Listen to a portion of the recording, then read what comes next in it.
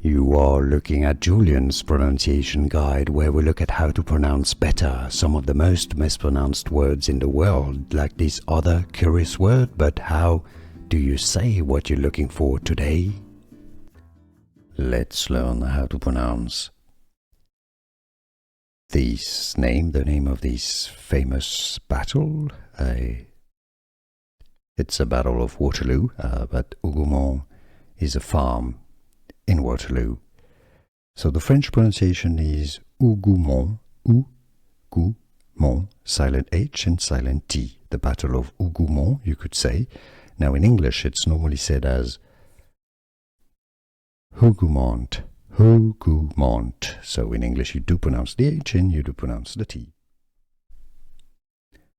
Let's learn how to pronounce this name, the name of this famous battle. It's a battle of Waterloo, but Hougoumont is a farm in Waterloo. So the French pronunciation is Hougoumont, Hougoumont, silent H and silent T. The Battle of Hougoumont, you could say.